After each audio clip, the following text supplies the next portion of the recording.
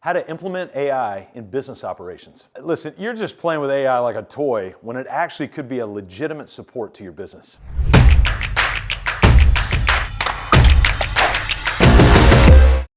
AI is the Wild West. The pioneers, they struck gold. The wanderers, starved. By the end of this video, you're going to know how to implement AI strategically rather than just kind of a playful experiment. There's a whole legion of books out there about the pioneers who went west, the 49ers, the ones, the Lewis and Clarks. They wanted to go out and really see what was out there to pioneer a new land and go into it. And I think there's an assumption that they just kind of went off. If you start to read the navigators from the 1400s and the 1500s, these folks out of Portugal and Spain and England that were starting to hit the oceans to see what was going to be out there. You know, it was a previously held idea that the world was flat, and that once you reached, I think, around the equator, you just sort of fall off. And it took some people to start doing some real research and some real risky moves to prove that, no, in fact, it's not. It's round, and the equator is just a line around the Earth. It's not even really there, that we're going to go past, and there's a whole nother world beyond that one line. And so when we look at AI, we need to kind of think of it as the same way. We don't need to be completely naive, but we also can't know it all before we get in. There's got to be somewhere in between where we can take some risk and also be mindful about the risk we're taking to see where it might bring value to the operations of our business. We work with business owners around the world, usually between 3 and 100 employees, and our coaches, we have a team of 12, and every single week they're coaching for 50, 60 hours a week cumulatively with the owners that we get to work with. And here's what we have found over and over and over again in these early stages of artificial intelligence, and that is this. Most people are using AI as just a juiced up search engine, fundamentally. And so they go in and they plug a couple things in, or if they need a paper written, or if they need a poem written, or whatever, they just go in and do it. It's kind of like a juiced up toy that we're using, but not realizing that there could be some real benefit and some downside to the business if we're not leveraging it correctly. Now, I do want to be fair. At the time of this recording, we're at a stage of AI where it is radically reproducing itself into our world, but AGI has not been achieved at this point. So we have artificial intelligence, and then we have what we call artificial general intelligence. And so artificial intelligence is where AI can analyze things quickly, do things for us, give us recommendations, do a variety of different things. Artificial general intelligence is when we get to the point where AI can actually think, feel, and move on its own. Kind of autonomously. You can plug it into robots, and the robots will act just like humans, emotions, feelings, those sorts of things. Quite frankly, that's a whole nother discussion that I'm not going to get into on this video, but there are a lot of people who are in this world who are talking about it right now, and I do want to encourage you to start listening and educating yourself on how this is going to work. I will tell you this, AI is not a benign tool. Treat it with care. Treat it kind of like fire. You hold it close to the chest, you're probably going to get burned. So let's talk about some responsible ways that we can leverage it, particularly in the realm of business operations. All right, so there's 4 little outposts, milestones that I want to walk you through on how we can implement AI so that it's not only responsible, but it's also incredibly helpful, and we can move into it with our eyes wide open and yet take some risk with it so that we can build the operations of our business. In order to overlay technology properly into our business, the first thing we need to do is look at our business completely different than how we've looked at it today. Most of us get up in the day-to-day of our business, we just kind of look, and the business is sort of the Wild West itself. We're taking gunshots over here. Whatever the email tells us to do, that's what we're going to do today. Cal Newport says we spend about 3.5 hours on email every single day. What are we doing? Let's stop doing that. That's not the intention of email, and it's not where we should be getting our marching orders for every single day, is whatever the email says at this point. Instead, what we need to do is we need to begin to, as Michael Gerber said, work on the business.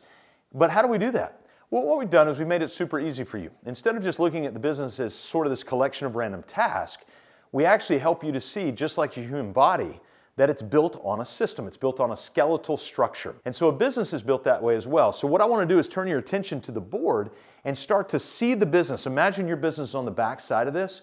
We want you to start to see the business through the lens of an operating system or a skeletal structure and how it's operated. So if we want to overlay AI into this structure, we actually need to see the structure that we're overlaying it onto, rather than what most of us are doing, just kind of randomly using it for random different tasks.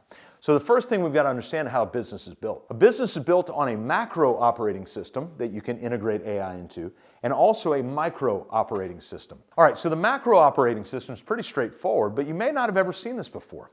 Every business, we worked with hundreds over the last decade, and so we built a skeletal structure based on these conversations that we've had. Every business, regardless of what your product is. You could be an Uber driver, you could be a corporate CEO of a pharmaceutical company, you could be a photographer, it doesn't matter. Whatever your business is, every business is built on 4 foundational cornerstones. Purpose tells us where we're going. People tells us who's going to get us there. The process, these are the tasks that those people are going to do, and the profit is the fuel to make this entire thing go. So we have these 4 foundational cornerstones, and in those foundational cornerstones, that's the macro operating system. They hold the tools to run the business.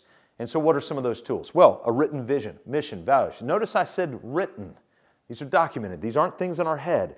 They're actually concrete. They're objectified. We can look at them because they're out of us onto a document, onto a spreadsheet, onto a software. Also in the people vertical, we have things like documented org charts, job roles, meeting agenda structures, all of these sorts of things that are there. That's what keeps people integrated together. And then we have our process. That's where we're going to get to the micro operating system, so I'll come back to that. But still in the macro operating system here is our profit vertical. That's where we're looking at things like subdivided cash accounts. By the way, I have done a great video for you that you can actually dive into understanding how to finance business operations by subdividing your cash accounts. So go into the description below after you're done with this video, and you can click on that link, and it will walk you through the behavior of cash and how and why you feel like you're bleeding so much cash right now and how to subdivide and stop that bleeding. So in that profit vertical is the fuel. Now let's come back to this micro operating system. Remember, the macro are the tools to run the business, but the micro are the processes to run the product. So if we want to integrate AI into our business, we have to have the skeletal structure, and the skeletal structure of each process of our business is laid out in the micro operating system. The marketing processes, the sales processes, the operating processes, that's actually fulfilling the product, and the administrative, accounting, or HR processes as well. So once we have these documented, that's where we can start to now look at AI and go, okay, those are the things I could potentially use AI to help me with. Now let's look at the world of AI and go, okay, AI, which one of you can help me? And then how can I integrate that into what we're going to do through the lens of the operating system of a business? Now, the second thing we need to do is once we look at the operating system of the business and we start to see where these AI things can stick, now what we want to do is we kind of want to come up with a policy on how we're going to use artificial intelligence in our business. One of the easiest ways to do it, and in the purpose vertical, we encourage people to have, remember, these aren't all the tools that are there, but we encourage people to have a handbook. So if we come down here and we put handbook, this is an old school classic handbook, and it answers all the questions that people have day to day, like paid time off and like what are the holidays of the year and all that kind of stuff that you get questions on. A little hack to building your handbook is the next time you get a question that you don't want to have to answer every time, start a document called a handbook and start answering the questions in that document. Just go, go, go. So that brings up this idea of AI policy and how we're going to use AI once we understand the system of the business. And so one of the things that you can do is you can just think through, what are the things that I'm excited about AI and what are the things that I'm a little nervous about AI? Just start documenting that out, and then AI can actually help you craft an AI policy. But start with what we call BYOC. That's bring your own creativity. We don't ever want to go to any digital tool and just ask the tool for a thing. Instead, we want to go into the tool with our own thoughts. So what you can do is write out, or you can voice talk out all your thoughts around AI, the things you're excited, things you're a little nervous about, get all that in there and then say, hey, AI, can you interview me about 5-6 questions and ask me, I want to craft an AI policy for our team that fits with our vision, mission, values, and the culture, what we're trying to build, but also the things that I'm excited about, the things I'm a little nervous about. So that's what you can do is you can take that AI policy, put it into your handbook, and now we can go into this idea of training our team on it. So about every week, you want to have a handbook training. And so what we do is we map out our entire handbook over 52 weeks, and our director of administration actually takes 2 to 3 minutes every week at a team meeting and just goes over one segment of the handbook. And if you don't have enough to fill 52 weeks, no problem. Take how many ever weeks you have, copy, paste, do it again. Do it again. That way, every year, at least once, every element of the handbook is being trained on in that year, the AI policy being one of those. Now we want to go train, and then you've got to select what AI tool. Now this is just going to be basic research that you're going to go out. So be a little wary of the more mainstream AI tools like the Geminis and that sort of thing. What you really need to be researching is how they're commercializing their AI. In other words, what they're doing with your data, how privatized is your data, how secure is your data. You really need to dig on in there. I don't even want to give you recommendations of some of those AIs because by the time you watch this video, they'll all be outdated and changed, most likely. And so just do some research on that. Then, once you've done your research, then you can start to bring that in and start to ask yourself, how can that integrate with some of these things here? Let me give you an example. So you come up with job roles, and you go, how can AI help us generate job roles? Well, we don't want to go into AI and just ask it for some job roles. Instead, what we want to do is we want to stop and bring our own creativity in it. So what you can do is, again, you can write out or you can voice out all the thoughts that you have about a particular role and what you want that thing to do. All right, so you got that policy down, you've started to kind of research the tool that you want to do. And then with this new tool, since it's kind of new to everybody in the grand scheme of tools that have been available to us as a business, what you probably want to do is have a best practice session each week. Maybe it's just a simple 15, 20-minute AI meeting as a team to go, hey, how did you use it this week? What were you able to pull from it this week? What did you learn about it? What are some safety tips? What are some hacks that you learned? And you can just continue to grow. So you've got the repetitive training, you've got the policy and a handbook around which the team needs to do, but the most important part of this is you've identified the operational process of the business that then you can go out in the market and take an AI, either an AI agent or an AI tool, and overlay it over that one thing to make you do it. But remember this, BYOC. In fact, I would incorporate that into your handbook policy. Bring your own creativity.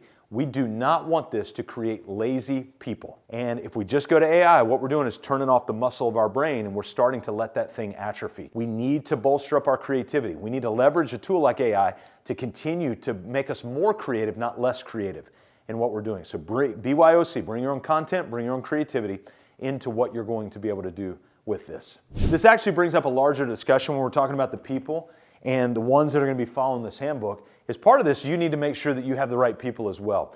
I'm not doing this to make you overwhelmed. In fact, I want to have this be something that's incredibly simple for you so that maybe for the first time you've seen your business in a skeletal structure like this. Remember, we have the macro operating system tools to work on the business, the micro operating system, the process to run the product, but ultimately you need the right people to do all of this. So in the description link below, I've got a powerful video called How to Train New Employees. It'll walk you through a lot of the foundational elements that too many business owners leave behind when they're trying to bring the right people to run the right process in their business. My name's Scott Beebe. We work with business owners just like you, 3 to 100 employees, to build their operating system, custom operating system just for you so that you can be liberated from chaos to make time for what matters most.